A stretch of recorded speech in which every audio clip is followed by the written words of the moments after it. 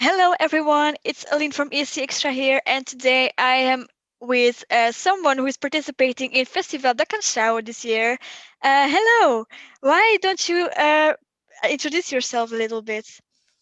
Okay, so my name is Miguel Marôco. I'm from Portugal, and this year I'm going to be participating in Festival da Canção with my song called Girassol, which translates to sunflower.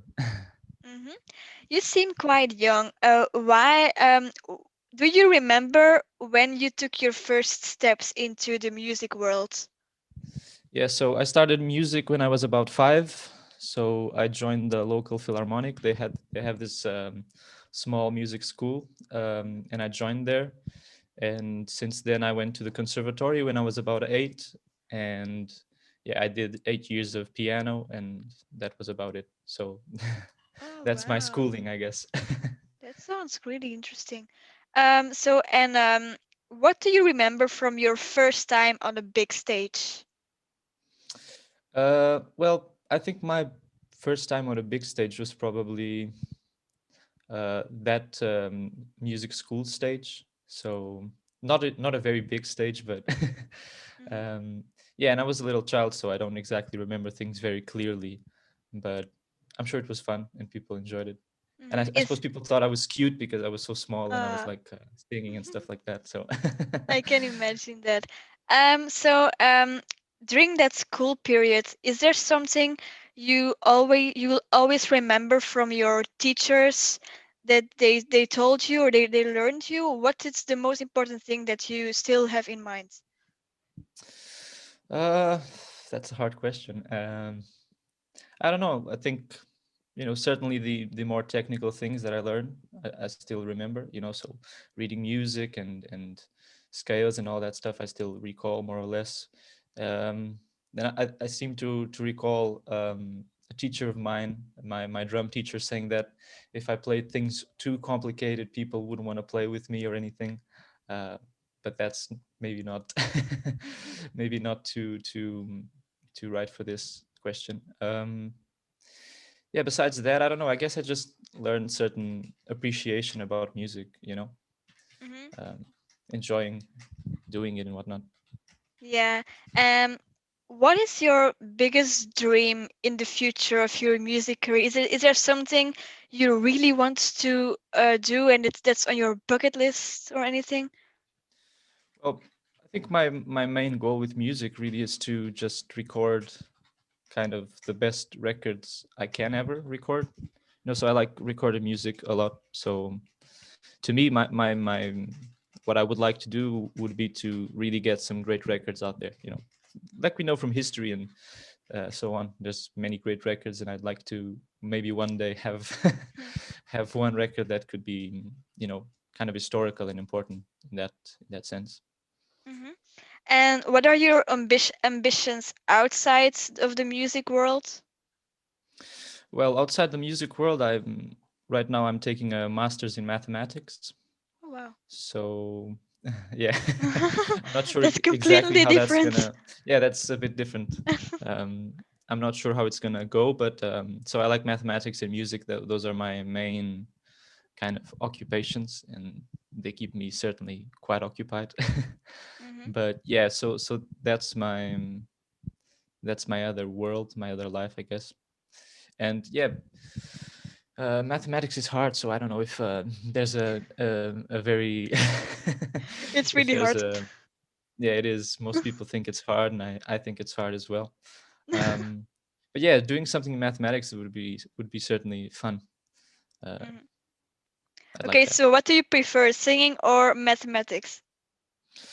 Well, it's kind of different. The approach that you take in one and the approach that you take in another is kind of different. Mathematics, I think you gotta spend quite a lot of time until it becomes fun. And singing more or less right away, it can be enjoyable, unless you're really bad at it and no one likes to hear you or something like that. Um, yeah, but well, singing is probably easier than mathematics, I'd say. hmm Mathematics is a little harder, though when you get it, it's certainly a different experience. Yeah. So, okay, I have read that you released your first EP back Yeah. in December. Yeah. What do you remember from that process? Like, how long did it take? Can you explain Okay. like the Yeah. journey? Okay. So the recording bit of the EP was really quick.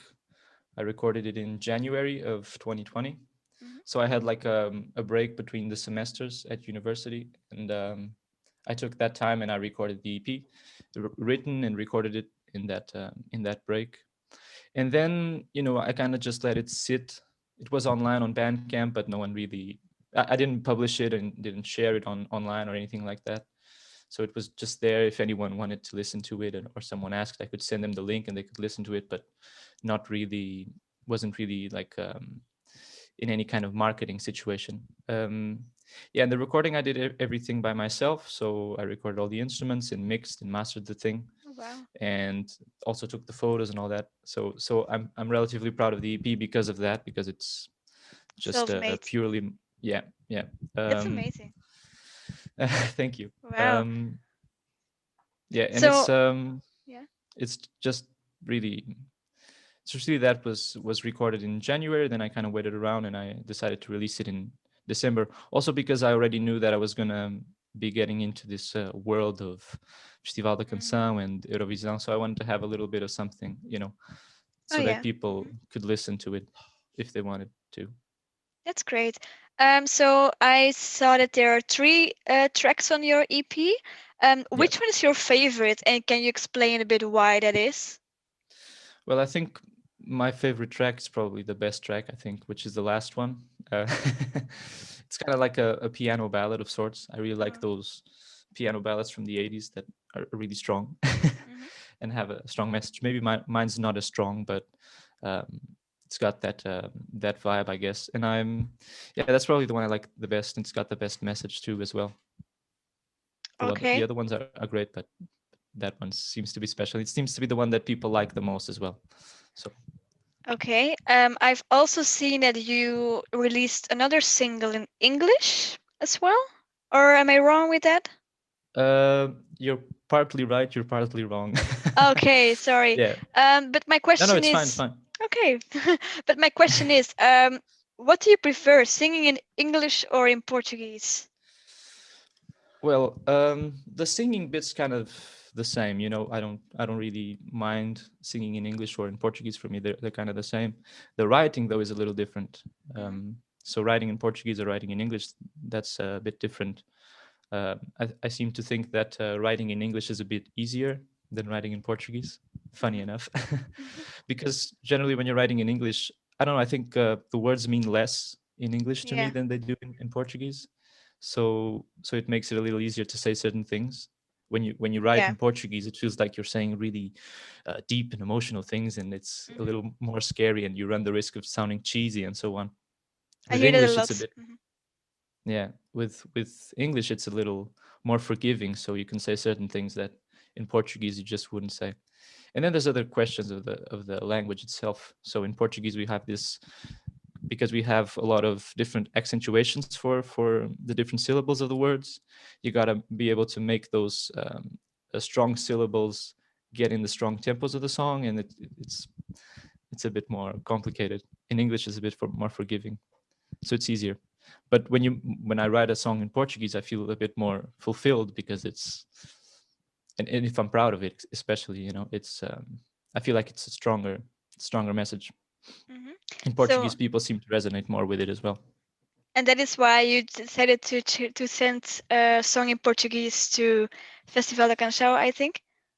Yeah, well, I didn't actually send the song, so I didn't really decide to send the song. But yeah, I've been trying to write more in Portuguese lately because it's a bit more challenging. But then the end result's a bit better, I think, as well. Okay, let's go to the Eurovision Song Contest because that's where you might end Yeah, later I don't this know. year.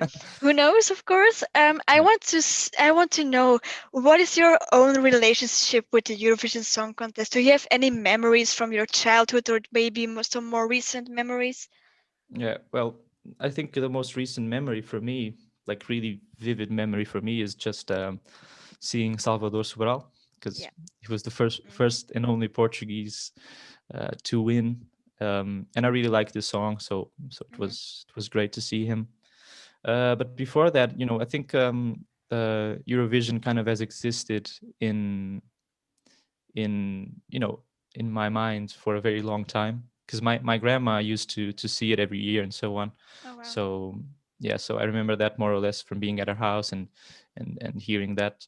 But then I never really kind of watched it very closely, you know. So Mhm. just kind of I've always been aware that that is happening, that there's certain songs when there's certain some polemic event, I seem to pick it up, but yeah, but I'm not always super close, watching it super closely, at least.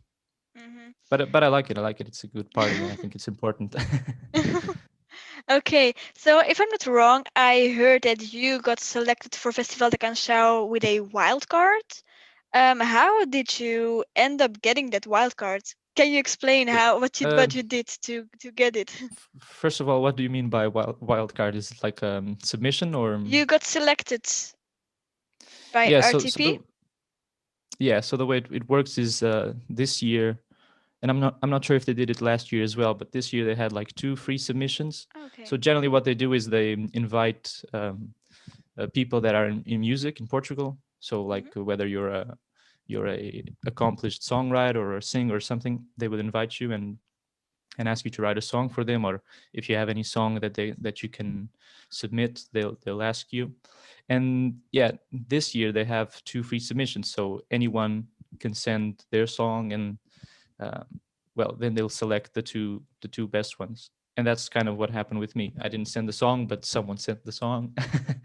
And yeah, and I got selected, You me were and another happy guy. of I hope you were happy with the selection. Yeah, I was surprised. I was definitely surprised. So initially, I wasn't very happy, you know, because well, I wasn't aware that this was happening. I wasn't Wow. sure, but yeah, but now I'm really glad. Okay, and why what does this adventure mean for you? Like participating Festival da Canção, maybe even going to Eurovision. What does it mean for you as a singer or as a person? Well, I think it's a really big opportunity, you know, because I'm kind of used to having like 100 people seeing my videos after 10 months or something, you know. Mhm. So all of a sudden, you know, I find myself in a position in which thousands of people are just tuning in and are becoming aware of the music that I'm making. So it's a huge opportunity. Certainly has allowed me to do certain things that I wasn't planning to in the near future. So that's really why, well, that's really my view of it. And I'm proud as well to be part of something that's so historic and has existed for so long, you know. So like so many great names of Portuguese music have been in Festival da Canção, and they've done something. They've either written or sang or participated in some way. So it's certainly a feeling of getting into something bigger than myself in a way. Mhm. And how did you end up writing the song Girassol? Can you explain a bit how that process went? Yeah, well, I wasn't writing it with the intention of submitting it to any contest or something. I just wrote it during the summer, so the summer of this year. Um, yeah, and I was just playing around with some chords in the guitar, and that was about it. Generally, that's the way that I that I end up writing songs. It's playing around with chords and then getting a melody and then struggling to find lyrics to put over it. Okay, and what does the song mean? What story do you want to tell Europe with your song? Okay. Well, the song's really kind of bright, right? And it's energetic and all that, but the lyrics aren't so optimistic, I think. Right? And they're more or less about certain questions, certain doubts about life and stuff like that. Mhm. It's kind of hard to say this without sounding super pretentious, but yeah, that's more or less what it is about. Just searching for some, well, for some kind of meaning to things and whatnot, which can be hard. Yeah. Thank you. This is really interesting. My And pleasure. what do you expect from the journey of Festival da Canção? Um, did you already start with the process of like rehearsing and stuff? Like, I want to know, like, what do you expect from this journey? Okay, so we haven't started to rehearse yet. Hmm. That's going to be a little closer to the date, but we Yeah. started to we've already had meetings and whatnot to discuss like the presentation and the lighting and all that Hmm. technical stuff. Yeah, and I think the journey is going to be fun because for me it's going to be the first time kind of stepping into a big production like that. I've been in big productions, but not like as a lead or anything. So Hmm. it's going to be different in that scenario. And I think it's going to be fun because I'm going to be a bit closer to some artists, that I admire, that are already kind of established in the music scene and so on. So it'll be fun. And I'm not really, I'm not really thinking that I'm going to go to Eurovision, but Who knows? but Who who knows? knows? Who knows? Yeah. Yeah, and that'll just be a whole other world. The same Okay. things but times a million. So yeah. Hmm. Okay, but if you go to Eurovision, why is Girassol the ideal Eurovision entry for you? Well, I think from the songs that I've written, it's certainly one of the most bright ones. Even though the message might be a little less optimistic, it's got a rhythm and it's kind of catchy, and it's got a lot of emphasis on the chorus and so on, and Hmm. it's fast, and I suppose people might like that. But I don't know. I don't really understand the whole science of figuring out why a song is good for Eurovision or not. Hmm. Okay. Okay, so you haven't really rehearsed for the act yet, but do you already have something in mind about what you would like to see on the stage during your performance? Yeah, so my act is gonna be relatively simple.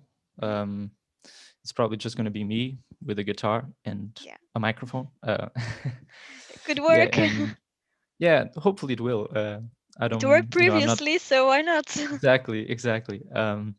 Yeah, and it's gonna be simple. I'm not planning any big firework moments or anything like that. It's just gonna be the song and that Mhm. simple scenario. There aren't gonna be any ballerinas or anything like that. Okay. And do you have any future plans in your music career, like in the near future or maybe more far away? Yeah, so right now I've got some songs that are pretty much finished. Some of them are still need a little touching up, but I got a couple of songs that I want to release. Now I'm just kind of figuring out the best way to do it and to put them all together in a package that makes sense. So Mm-hmm. maybe an album or an EP might be coming up. Some Nice. stuff in Portuguese, some stuff in English. Yeah, That's awesome. yeah. Did somehow, I don't want to be sound negative or anything, but I wonder if this pandemic somehow affected your music career somehow, or are you fine?